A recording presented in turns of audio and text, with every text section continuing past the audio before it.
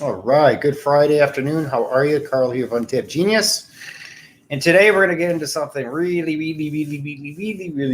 powerful and profound. If you can get this, not the concept because it's actually simple, but to be able to see how your mind, your thinking, your judgment about things come from this model. Wait, there we go. And this is a tricky thing because we were almost 100% of us born into this model, this way of looking at all of life and our place in it. It is assumed that there is even such thing as being a good person or a bad person.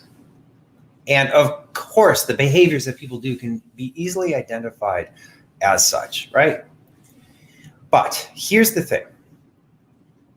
I see a comment from Qualude Pancakes. Qualude? I don't know if I'm pronouncing that right. Let's see if, can I actually show this? Let's see. Yes. All right. So what if morality is just an invention by man? Oh, I love that. Yes. Yes. Now, that's not to say that I don't want to do good, be a good person, treat people well, right? But that's sometimes not the case, right? Because we're imperfect as human beings and we're going to end up doing stuff that we'd rather not have done. And we make mistakes and all that stuff. That's just part of life. But the thing is that we will then judge those activities within this model. It says, basically, as kids, we're taught, be a good boy, and then good things are going to happen to you. Oh, and if you're a bad boy or girl, Santa Claus you're not going to get any gifts or whatever. It's that kind of setup where the belief is that if you do good things, then good things are going to happen to you. And then if you do bad things are going to happen to you. Well, that's not true. Do you know of bad shit happening to good people? Yes. Do you know of really good things happening with bad people? Absolutely. So much for that theory, right? And perhaps it's a way to, create some kind of control within our behaviors and whatnot. Who knows? But I just know that this judgment model is optional, and that there's a whole different way of looking at things. So just to give further teeth to this judgment model, it is assumed that everything can be labeled as either good or bad. And the mind will look at something and it will label it as good or bad. But then we take it as such. We take it like, we perceive that thing as if it's really a good thing or a bad thing because we've deemed it as such. The thing to get here is that that's just a perception, a filter, that is not necessarily what's actually real about that person. Maybe they're a fantastic person, but given a desperate situation, they found themselves doing something that was out of character, right? That's one possible explanation. There's many explanations for why people end up doing bad things. Is it because they're a bad person, or are they hurt? Have they been abused? It's a very well-known thing that traumatized people will project that and act that trauma onto other people. This is not to excuse or to condone bad behavior. I believe in accountability. I believe in responsibility. But what I'm saying here is that people know not what they do.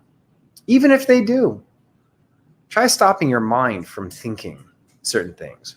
Try stopping your mind from having a particular desire, like maybe desserts or drinking or whatever it happens to be. The mind has a mind of its own. Verifiable, right? Undeniable. And the mind is a slippery entity. That's why I call one part of the mind the slippery mind, the judger, the thing that creates labels and assumptions and explanations for why things are the way they are. But that interpretation not necessarily being true whatsoever. But it is created by the slippery mind through the judgment model with one question and one question only of its concern for you is, can you survive the moment? That's its only objective.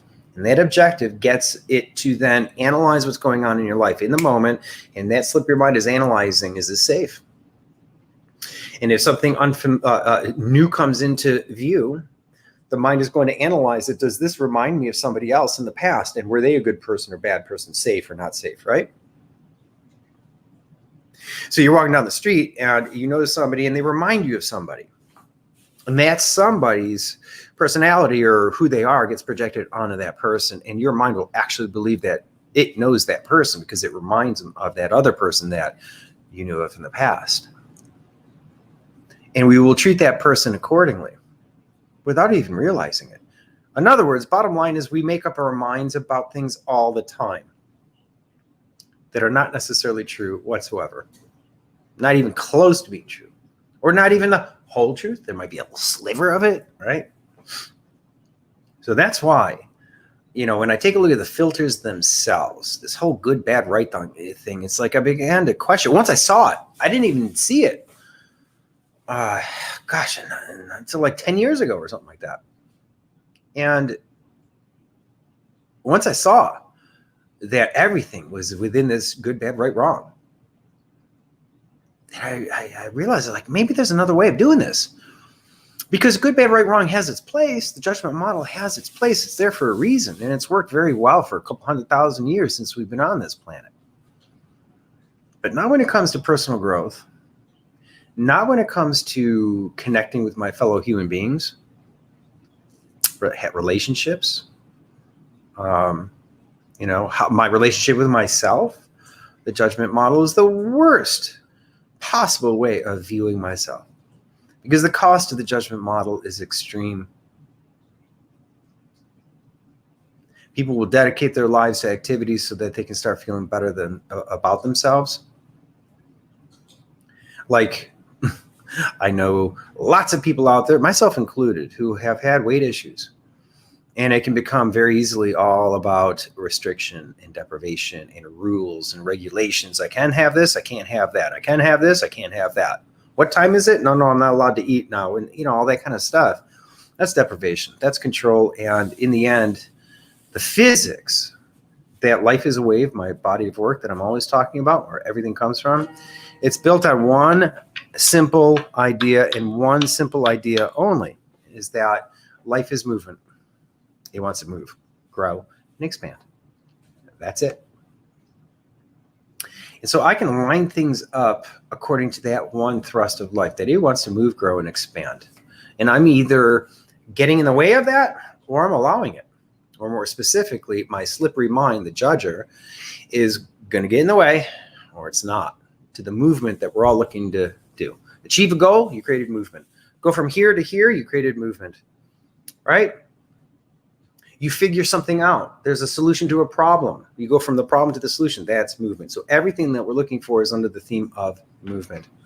The judgment model, where am I pointing here, will always get in the way of that movement that we're looking for. If we're always looking at life, who we are, and the things that we're doing from this judgment model lens, then we gave up our power in so many ways to be okay, to have a good relationship with yourself, to feel good about yourself, to look at other people that you are in a relationship with. We're always coming from this judgment model, good, bad, right, wrong. And I want to suggest that there's another way of looking at life that has many, many, many advantages, because I'll tell you, I was on a group call where somebody's coming up with an alternative program to dieting. And she says, this is not about dieting because dieting doesn't work. And these women that I want to work with have been on diets sometimes for decades. And yeah, I know somebody in my life who's been on a diet for like, oh my God, literally 70 years at the same weight, no change, nothing. And, she's not at peace with herself because she's not achieved that weight that the judgment model then says, oh, I can feel good about myself when I look good. When I get that weight down, that's when I'm going to be happy. That's when I can feel good about myself. Well, what happens if you don't lose the weight after 10, 20, 30, 40, 50 years, 60 years, 70 years for some of these folks? What happens? So what if we can get out of the judgment model even just a little bit? Now the game becomes, how can I feel maybe just a little bit about myself, better about myself, even though I haven't lost the weight? Is there some way so that I could be a little bit more at ease with where I'm at right now, therefore learning how to create happiness, or at least a little bit of peace of mind and okayness with where you find yourself now? Because my theory is, and I think it's a pretty strong theory, that if you can find some way to be okay with where you are now, but clear about where you want to go, I call that being in the yes, it is what it is right now, going to a yes, this is what I want. That is infinitely easier and more effective than going from, no, this sucks, cannot have it, and I just got to get to this other place so I can be at peace or happy or whatever it happens to be. And that is a really, really bad setup. Because now my condition, my happiness and how I feel about myself is based on the judgment model. If I do good, I feel good. If I do bad, I feel bad. What an oversimplified way of viewing ourselves. But isn't that where we all come from? Look throughout the day after this live and just look at how often your mind and other people's minds are comparing things. Oh, yeah, he's a really good person, or oh, she's a really bad person. You know, whatever it happens to be, it's like we're constantly judging, and I'm just suggesting there's another way. And that if we really, really want to get into the insights of what's really going on with human beings, that they're not bad people. They're ignorant of the functioning of their mind. They don't get it. They don't see just how powerful and profuse the mind's filters are. So if you meet that person that reminds you of that other person that you had a bad relationship with, but you really don't know this person in front of you that you're talking to for the first time, but they remind you of somebody, that person's personality and how you feel about them will get projected onto that new person, and that part of the mind will treat them accordingly, even though it's pure delusion. Just because somebody looks like somebody or has a certain style of clothes or a certain color pigment on their skin, it's all made up. I'm better than you, or you're the other. Look at politics and how people message, and they split people up who actually have a whole ton in common, but find one little difference. And then you can easily demonize those other people because they are other. The perception is they're not my family, not my tribe, not my group. But guess what? That's bullshit. That's made up. We're all on this one little tiny blue dot in the middle of nowhere. We are literally in this together, and what we do affects the entire globe. So, you know what? And we all have more in common than different, by far, by far. I don't care who you are, where you come from, what your status is, what your experiences are, right? I don't care any of that stuff. I know some things about you. They're just like me. Fundamentally, we want to be safe, secure, and a sense of okayness. It starts with that, right? Has to start with that. But we also want other things. You know, in general, we want connection, relationships, to find happiness, fulfillment. You know, there's all sorts of, I could write out literally 200-300 different things that we all have in common with each other. But to the slippery mind, the judger, that doesn't matter. You could be a perceived threat because you show up as different than me. That's all it takes. And you can see the manifestations of the judgment model everywhere. Once you know what to look for, you can see that the whole world is based on this model. And I say it's the fundamental flaw. That good and bad, we don't have to operate from that. As a matter of fact, the worse I felt about myself, the harder it was to actually create change. I've been able to create change, and as a coach, help other people create that desired change by filling them up, having them feel good about stuff, getting focused on where they want to go instead of what they want to change and fix. That's another trap of the judgment model, by the way. There's many of them. Profound. One of them that can be very destructive is you've got the best of intentions and you try to create changes in your life. And you might read some books, you might watch a seminar, whatever it happens to be, you try a different approach and then it doesn't work.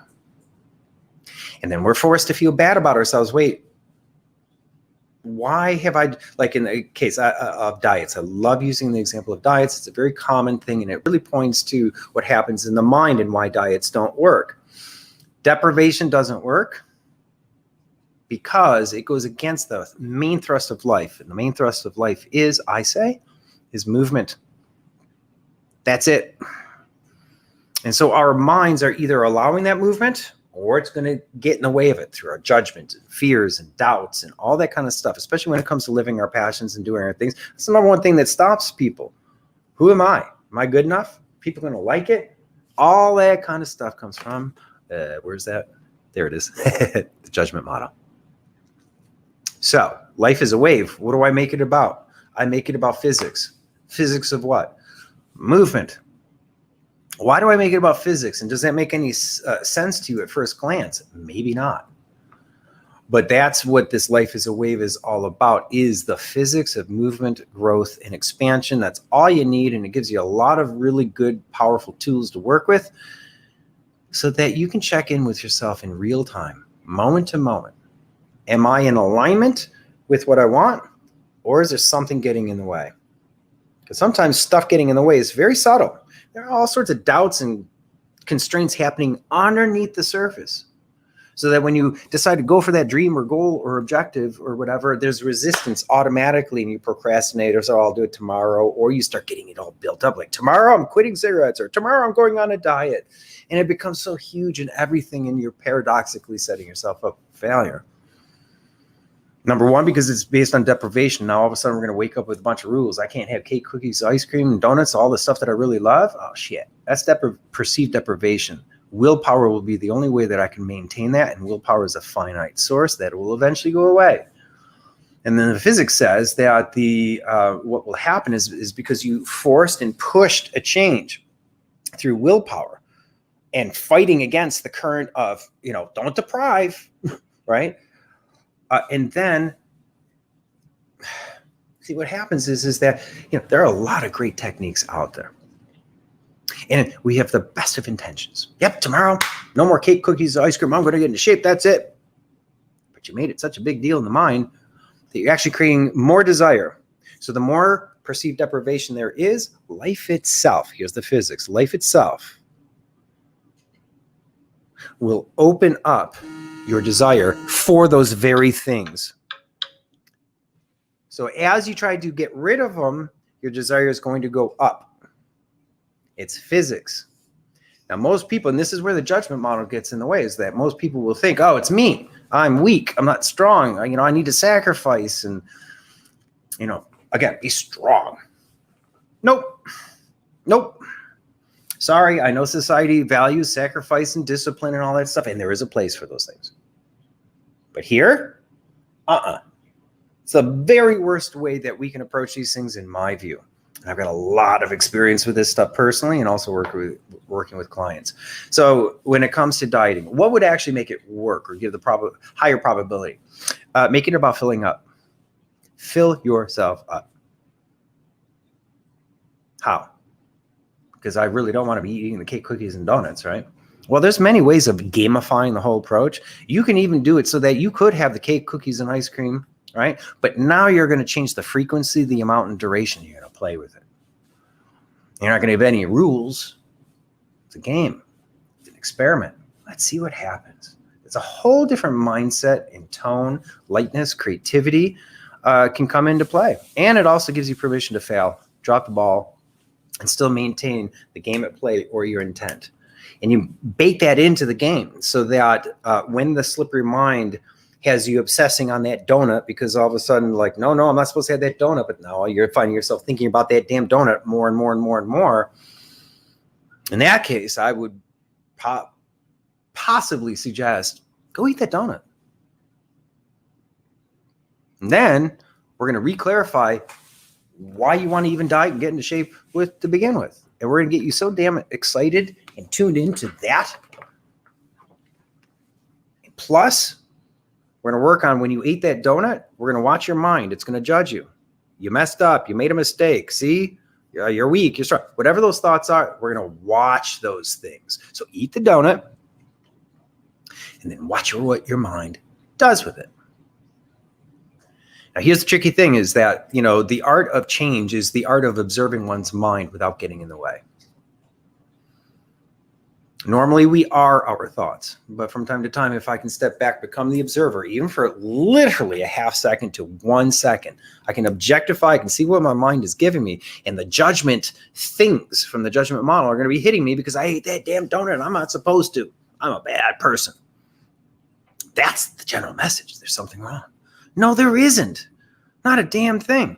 You're not weak or lack of discipline or lack of willpower. That's all made up crap. I say I don't need any discipline to create the change I want. It's a whole different way of looking at things, but somehow I've been able to exercise 2,300 and some odd days in a row. I have not missed a single day, and I have not used discipline in any way, shape, or form. And people will think, oh, you're so disciplined. No, I'm not. I gamified exercise. So I now call it my daily celebration of movement, my DCOM, and it's with music. And I'm singing, dancing, lifting weights to the rhythm of the music and stuff like that. It's a whole different experience.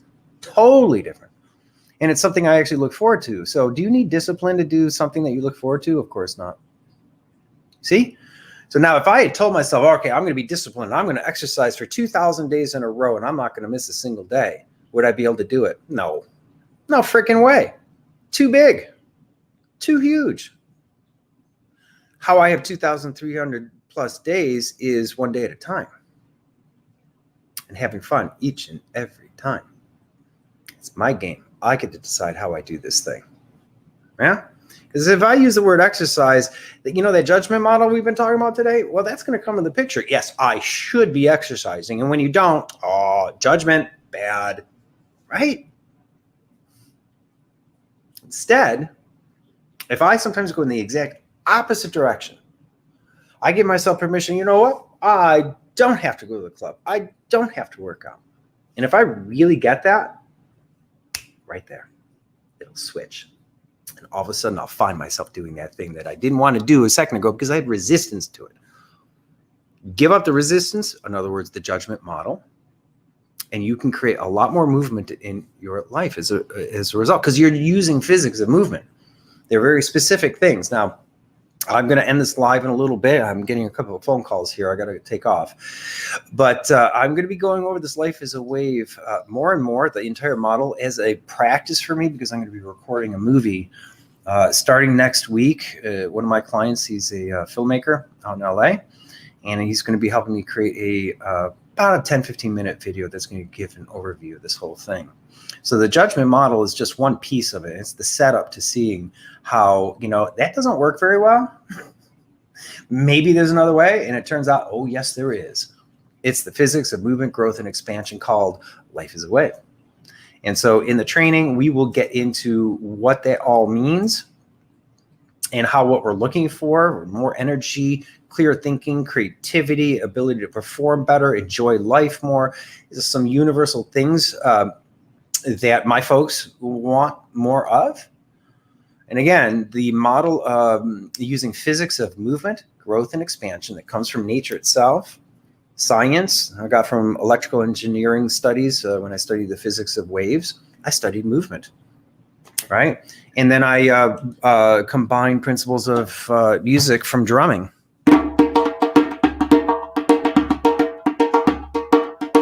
That's movement. So the physics of it is revealed in music and in some physics things. So that's what this is all about. A different way of approaching your life and how you live it, how you perceive it, how you view yourself. And maybe you never realized. I've never realized that we were always in this judgment model the whole time. Until I realized that, you know what? Maybe there's a different way.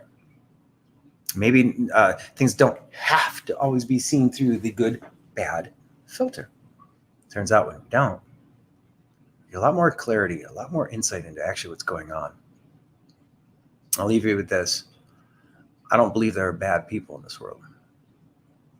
I believe there are victims in this world to the creations of their own mind. And the lack of awareness of that is the central cause of bad behavior in this world. Greed, perceived lack, not enough. If that perception is not there, there's no driving force for greed. Racism. If I can see past the illusion of the other because of different color pigment on my skin, I've broken another illusion. It's the most important work that we can do is to wake up to what our minds are creating and how it's interpreting what's going on in life. And isn't it amazing how Every conversation is going to be about that person's good person, that person's bad person. Forgive them for they know not what they do. I think that's about the only biblical quote I remember, but that says it all. Forgive them for they know not what they do, even if they do know better. Even if they are aware of what their mind does, to be able to actually change the behavior in the moment is quite the trick. Now, I've dedicated my life to the nature of mind, both the shit that gets in the way and its untapped potential. And I'll tell you, I mean, I live, breathe this stuff. This is my everything. This is my jam, right? 24/7. This is my thing. And yet I recognize that in any particular moment, my slippery mind will put me under hypnosis, or what I call the waking dream. And for that moment, that's all I will know. That's all I will see. For the rest of my life, my mind will fool me. But I'm up on the game. And part of the game is I know I will be fooled by my mind. My mind will take over. It's got a mind of its own. But all I have to do is get good at waking up by becoming the observer. I can get outside the confines and the past conditioning of the mind, including the judgment model. And boy, what becomes possible at that point is infinite. It changes the whole game. So hopefully you got a little out of it. I know if this is the first time that you've heard of the physics of movement, growth, and expansion as a way to look at my life and grow and stuff, sounds a little weird, I know. But hopefully this made sense about the shortcomings of the judgment model. And I'll leave you with this question. Does nature and the universe itself operate on the judgment model? No, it doesn't need it. Bye.